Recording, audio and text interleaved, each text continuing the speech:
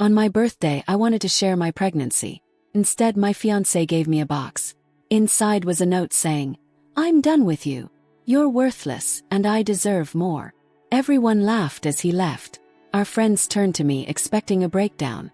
I just smiled, because he had no idea what was coming.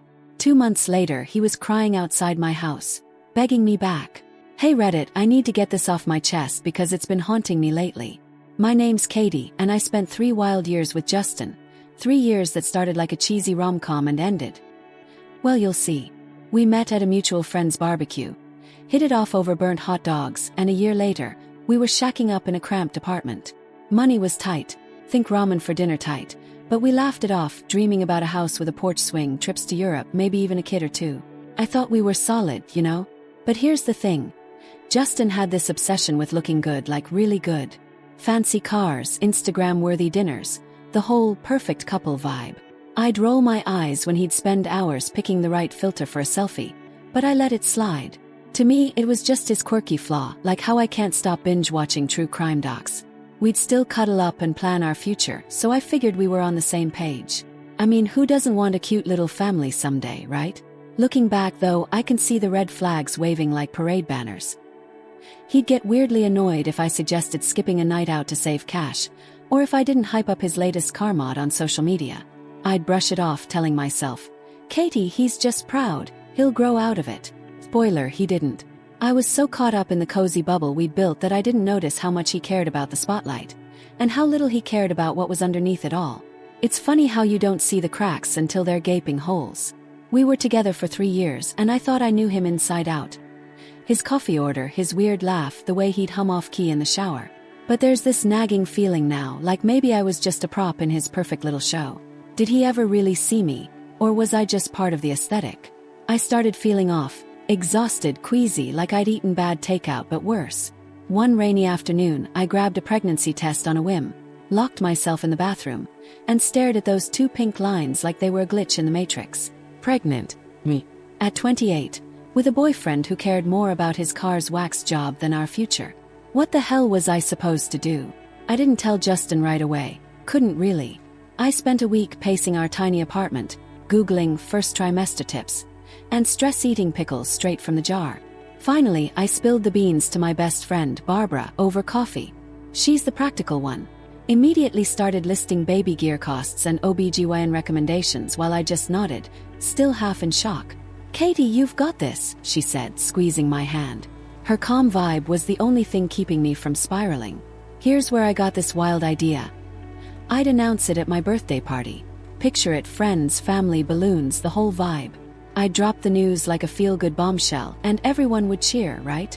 Justin would have to step up, and we'd figure it out together. Barbara was all in, helping me plan how to break it without puking from nerves. I even rehearsed in the mirror. "Hey guys, guess what? I'm growing a tiny human. Cute, celebratory, perfect." But the more I thought about it, the more my stomach twisted. And not just from morning sickness. Justin wasn't exactly the "yay diapers" type. He'd once said kids were a buzzkill unless they came with a trust fund. I shoved that memory down, convincing myself he'd come around once it was real. I mean, 3 years together had to mean something, didn't it? I was banking on that party to be our big turning point. Looking back, I was so caught up in my fantasy announcement that I didn't even clock how off the timing was. Barbara kept saying, "He'll be thrilled, Katie." But there was this tiny flicker in her eyes, like she knew something I didn't. And me. I was too busy scripting my happily ever after to wonder what Justin was really thinking. I was juggling this secret pregnancy, popping ginger candies like a fiend to dodge morning sickness, while Justin started acting like a stranger.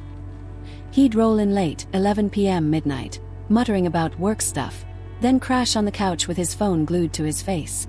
I'd ask how his day was, and he'd just grunt, eyes locked on some mysterious text thread. What was he hiding? I chalked it up to stress.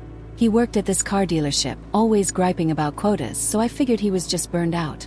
Meanwhile, I was a mess, sneaking to the bathroom to hurl, then plastering on a smile so he wouldn't suspect anything. Hiding a pregnancy is no joke, y'all. Try chugging water to cover the nausea while your boyfriend's too busy scrolling to notice you're green. I kept telling myself, "Katie, focus on the party. It'll all click then." But the signs kept piling up. One night, he left his phone on the counter, and it buzzed like a hornet's nest, texts lighting up the screen. I didn't snoop, okay, I wanted to, but I didn't. Just watched him snatch it up like it was a live grenade. He'd laugh it off saying, "Just the guys." But his eyes darted like a kid caught stealing cookies. I brushed it off again, because I was too busy dreaming about that big announcement. Barbara was my rock through all this. She'd swing by with soup whispering, "You're glowing, girl," while throwing me these quiet, knowing nods at dinner. She'd catch Justin zoning out and shoot me a look, like she was piecing something together I couldn't see. I'd just shrug thinking, "He's fine, I'm fine, we're fine." The party was so close, and I was banking on it to fix everything. Now looking back, I wonder how I missed it. The late nights, the phone obsession, the way he'd barely look at me. It was screaming something, but I was too wrapped up in my own secret to listen. Barbara knew more than she let on, I bet. And Justin, well, he was brewing his own storm, and I was about to walk right into it. My birthday party was the big night, the moment I'd spill the pregnancy news and hopefully turn things around with Justin. It was a cozy setup, just close friends and family in our little apartment, fairy lights strung up, and a playlist of my favorite 90s jams. Barbara was there, cracking jokes, while my cousin Lana and old pal Maria brought the snacks. I was buzzing, nervous, sure, but ready for that cake-cutting reveal. The day was chaos in the best way. I spent hours prepping, balloons, a charcuterie board, the works, while dodging nausea like a pro. Justin, though. He volunteered to grab the cake from this bakery downtown, which I thought was sweet. "Be back in an hour," he said, keys jingling as he bolted out. 3 hours later, 3 hours, read it. He still wasn't back. I texted him, "Everything okay?" and got a vague, "Yeah, traffic" reply. Traffic. On a Sunday.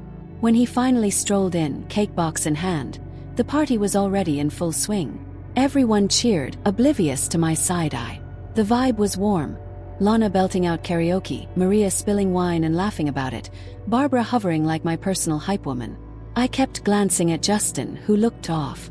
Sweaty, distracted, barely joining the chatter. I figured he was just flustered from his mystery detour. I had it all planned.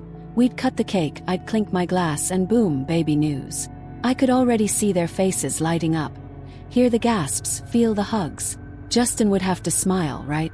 3 years together, a kid on the way. It'd be our reset button.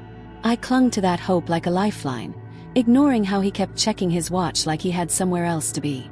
But as the night rolled on, this itch in my gut grew. Where was he for those 3 hours? Why was he so twitchy? Barbara caught my eye once, her nod less reassuring this time, like she was bracing for something. I pushed it down, focusing on the cake, the moment, the future. The party was peaking. Cake on the table, friends buzzing, my heart pounding as I prepped to drop the pregnancy bomb. Then Justin stands up, clinking his glass like he's about to toast. My stomach flipped, I thought. Oh my God, did he find out? Is he stealing my moment?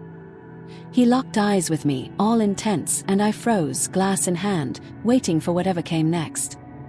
He launched into this speech. Voice soft, almost shaky. "Katie, you're so special," he said. 3 years of memories, highs and lows, blah blah. Everyone went, "Ah," and I'm sitting there blushing, thinking he's about to get mushy. He slides this tiny, gorgeous box across the table. Gold wrapping, ribbon, the works.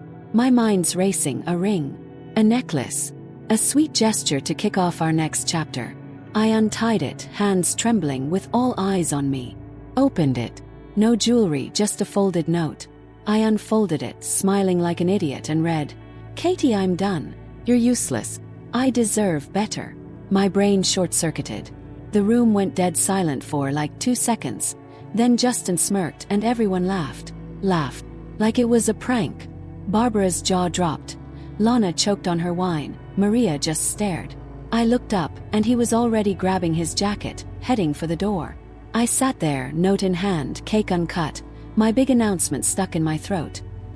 He'd planned this, humiliating me in front of everyone, turning my night into his exit stage left.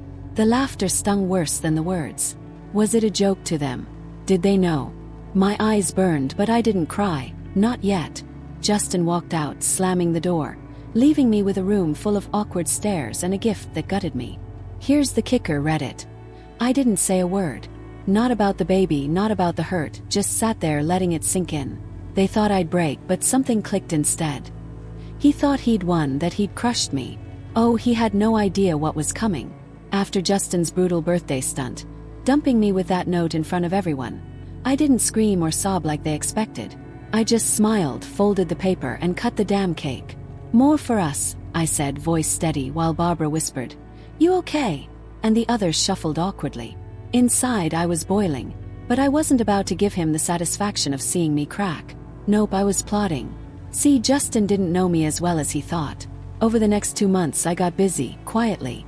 I kept the pregnancy under wraps, leaned on Barbara for support, and started untangling my life from his. He'd left his precious car in our garage, still registered in my name from when we bought it together. One night I sold it, cash, no questions, to a guy Lana knew. Justin's pride and joy gone. And that was just the warm-up. Then 2 months later he showed up, hammered, 2 a.m., pounding on my door yelling, "Katie, I messed up." I peeked through the blinds. Disheveled, slurring, a total wreck. Turns out his better life, some fling he'd been chasing, crashed hard. She dumped him, his job tanked, and word got around about his little stunt. I didn't open the door, just watched him unravel, knowing every choice I'd made since that night had led him right there. I won't spill all the details. Let's just say I'd been tying up loose ends he didn't see coming. The car cash funded a fresh start. New place, baby prep, no trace of him. Friends who'd laughed. They texted apologies after hearing how he spiraled. Barbara says he's still asking about me, but I'm done. That night he stood there, screaming my name. I felt it, power. He tried to bury me, but I'd bloomed instead.